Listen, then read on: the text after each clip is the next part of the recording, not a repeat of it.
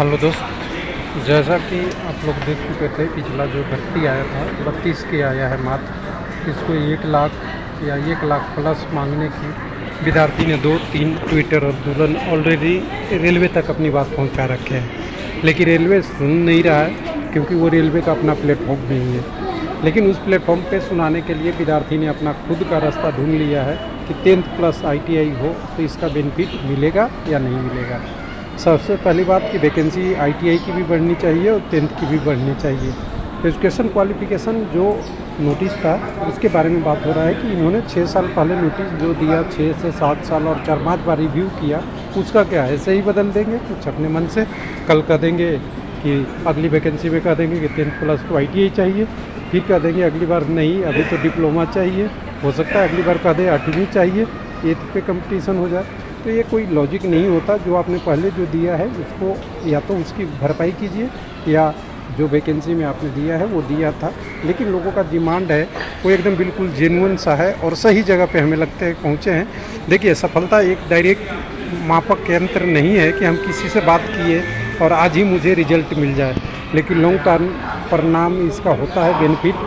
तो DRM हजरतगंज लखनऊ दे दिए हैं लोगों ने और अपनी अपनी मांग रखे हैं कि भविष्य में जो आपने दिया था, सिंपल सी बात है कि आपने 2017-18 से कहते आ रहे हैं कि जो civil, electrical, signal and telecom और मैकेनिकल या इंजीनियरिंग, सिविल को इंजीनियरिंग भी बोला जाता है, उसमें आपने जो भर्ती दिया था, जो इसके लिए नोटिफिकेशन 2024-25 में निकाला है, उसमें बदलाव करके 10 प्लस वो कर दिया। तो इसको करना चाहिए, लेकिन इसमें मैं साथ में ऐड कर देते कि सारी चीज़ों को रखते हुए, दोनों छात्रों को देखते हुए 12 diploma degree, graduation, master degree सब भर देते हैं। तो ऐसे तो क्या होगा, 10th पे रखने पे ये वैकेंसी में जो लोग को ITI आपने कराया उसका नुकसान हो जाएगा और बहुत सारे इंजीनियरिंग में रिजाइन दे भी सकते हैं और बहुत सारी नौकरी का उच्च पद में वगैरह वगैरह सारा कंडीशन लिखा है।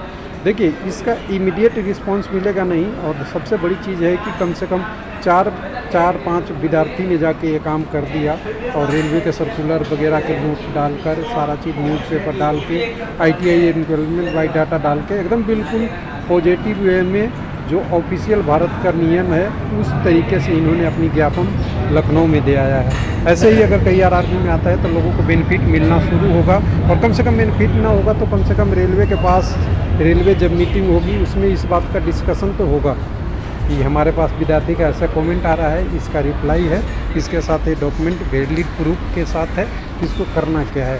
तो कुल मिला के थोड़े दिन और देखिए, धीरे धीरे, अभी तो नोटिफिकेशन आनी है, नोटिफिकेशन आ जाएगा तो बदलाव भी नहीं हो सकता। अब रेलवे को सोचना है, लेकिन कैंडिडेट को भी सोचना है कि अपनी डिमांड रखना है। तो जितना एक्सप्लोर हो सकते हैं, फिर हो सकता है रेल भवन हो, आपके आसपास जो भी हो, यूनियन नहीं बनाइए प्लीज़।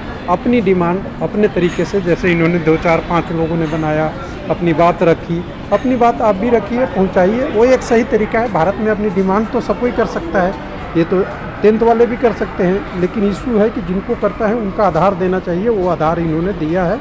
अगर 10th वाले आधार दे सकते हैं कि 10th ही होना चाहिए तो उन्हें भी देना चाहिए, लेकिन ITI के पास बेस आधार है और रेलवे इससे बहुत दूर नहीं भाग सकता। सही डिज़ाइन पे, सही तरीके से सही चीज़ उठाया गया एक मुद्दा है। तो चलिए, गुड लक जो कैंडिडेट ने दिया है अपनी अपनी डिमांड।